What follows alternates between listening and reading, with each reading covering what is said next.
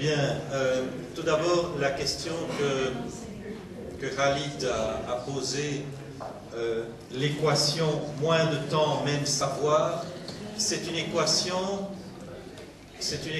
qui de toute façon devient impossible aujourd'hui. On veut améliorer la qualité tout en gérant plus de quantité. Et donc il y a des choix à faire.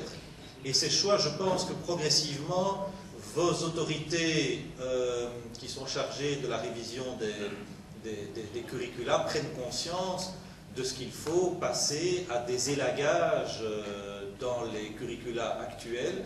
Et d'ailleurs, si je ne me trompe, c'est inscrit au plan d'urgence de réfléchir dans ce sens-là. Cela dit, quand vous posez la question « quelle est la solution ?», de nouveau, je vous engage à pratiquer la pédagogie de l'intégration de manière très concrète. Et notamment, la solution pour moi, c'est de faire travailler davantage les élèves de manière individuelle sur des situations complexes. Les faire travailler en petits groupes sur des situations complexes aussi, mais les faire surtout travailler de manière individuelle sur des situations complexes. Vous allez être étonné de ce que vos élèves peuvent faire. Je vous rappelle quelque chose que je vous ai dit ce matin à Djibouti. Non seulement ils ont gagné une année, mais ils ont eu un taux de réussite de 25% supérieur. Ça veut dire que ces 25% que consomment les situations d'intégration, il y a moyen de les gérer sans aucun problème. Si on accorde plus d'importance au travail individuel de l'élève sur des situations complexes, qu'on laisse du temps pour que l'élève travaille sur des situations complexes. Parce que beaucoup d'enseignants sont tentés, comme ils voient que les élèves ne s'en sortent pas trop bien, pouf, ils leur donnent la solution, ils leur disent écrivez la solution que je vous mets au tableau. Ça ne sert strictement à rien de faire ça. Eh bien, vous allez être étonné, pas maintenant, parce que vos élèves ont hérité de plusieurs années de difficultés, mais vous allez être étonné dans 3-4 ans de voir les progrès que vont réaliser vos élèves. Et déjà, je le répète, ceux qui sont en première primaire, deuxième primaire, peuvent mesurer les progrès qui peuvent être faits par les élèves, du moins s'ils ont respecté le fait de mettre les élèves au travail individuellement. Alors, l'intervention du collègue que je remercie, du deuxième collègue, il est clair, vous avez tout à fait raison, que la pédagogie de l'intégration va avoir une influence sur la manière de mener les apprentissages de ressources. C'est ce que j'attends, c'est ce qu'on attend tous.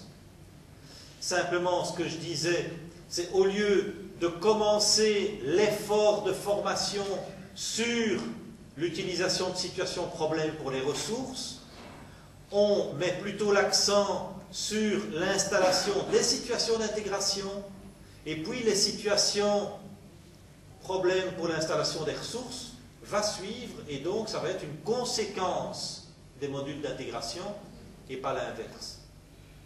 Et donc c'est au niveau de la stratégie du changement, si vous voulez, c'est une stratégie de changement qui permet que le changement soit plus rapide et plus manifeste si on commence par installer les situations d'intégration dans les classes, parce que là les enseignants se disent, tiens, je vais aussi pouvoir procéder autrement, etc.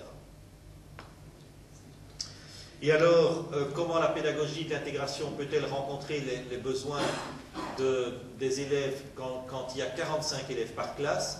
Sachez que la pédagogie de l'intégration a été expérimentée et généralisée dans des pays dans lesquels il y a 60 élèves par classe, 80, 120 élèves par classe. J'ai une vidéo dans laquelle, à Madagascar, on voit qu'on pratique la pédagogie de l'intégration dans une classe de 120 élèves, avec des élèves qui sont assis par terre dans la rangée centrale. Alors, s'il vous plaît, je ne prétends pas je ne prétends pas, bien entendu, que la pédagogie de l'intégration peut résoudre le problème des classes à effectifs nombreux, bien sûr. Elle ne peut pas résoudre le problème de classes à effectifs nombreux. Par exemple, dans un module d'intégration, il y a des classes, tout simplement. Vous avez 2 classes de 50 élèves l'une à côté de l'autre. Eh bien, pendant une matinée, pendant le module d'intégration, il remélange les élèves des 2 classes en fonction de ce qui est maîtrisé ou de ce qui n'est pas maîtrisé, en mathématiques par exemple, et ils refont des remédiations avec un groupe de 50 et une autre remédiation avec un autre groupe de 50. C'est tout simple, mais il suffit d'y penser. Et donc pendant 2 heures ou pendant une matinée, ils remélangent autrement les 2 classes de 50 élèves et ils font des remédiations plus ciblées pour chacun des 2 groupes. Ce sont des expériences vécues, ce ne sont pas des idées théoriques. Tout ce que je vous raconte ici, c'est du vécu. Vous imaginez qu'après 15 ans, j'en ai des expériences, des photos, des films, etc. Et donc, tout ce que je vous apporte, c'est de cette expérience-là que ça vient.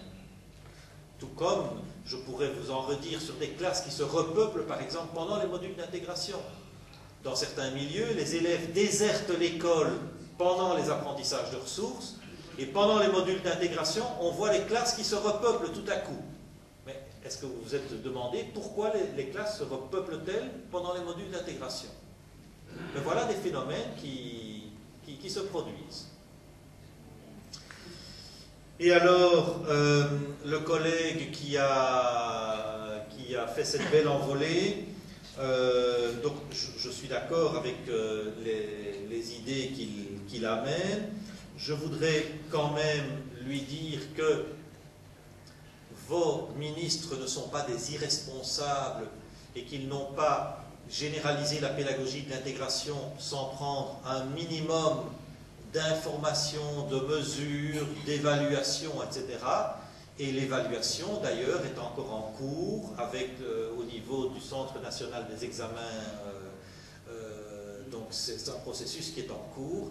Et je vous répète, nous pleurons pour avoir des évaluations, des regards les plus divers possibles.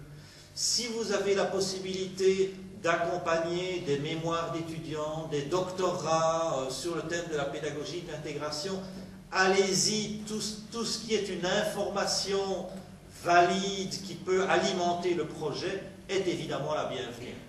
Mais vous comprenez aussi que dans un état dans lequel le roi a déclaré la faillite d'un système éducatif, on ne peut pas non plus attendre 5 ans ou 10 ans d'avoir toute une série d'études avant de changer quelque chose. C'est clair qu'il y a aussi des mesures à prendre rapidement. Je termine en vous disant que même si la pédagogie de l'intégration rejoint par certains aspects la pédagogie Freinet ou de Crowley, il y a quand même une caractéristique, une nouveauté incontestable dans la pédagogie de l'intégration, c'est cette combinaison de complexe et de concret, c'est cette attention que l'on a à un profil de sortie de l'élève qui est exprimé de manière très explicite en termes complexes et concrets, et donc ces situations d'intégration sur lesquelles on focalise l'ensemble des apprentissages. Et donc, la pédagogie de l'intégration s'inspire en partie de ce que tous ces pédagogues de Crowley, Freinet, Montessori, etc. ont apporté, mais pas uniquement. La pédagogie de l'intégration va plus loin. Voilà. Je vous remercie en tout cas pour tous ces apports et je vous demande de continuer vraiment la réflexion, mais essayez d'instrumenter toutes ces réflexions et si vous avez des éléments d'évaluation, des témoignages qui sont validés, des résultats d'élèves, etc., n'hésitez pas aussi à les faire parvenir au CNIP, à me les envoyer. C'est vraiment avec plaisir qu'on continue la réflexion ensemble. Merci.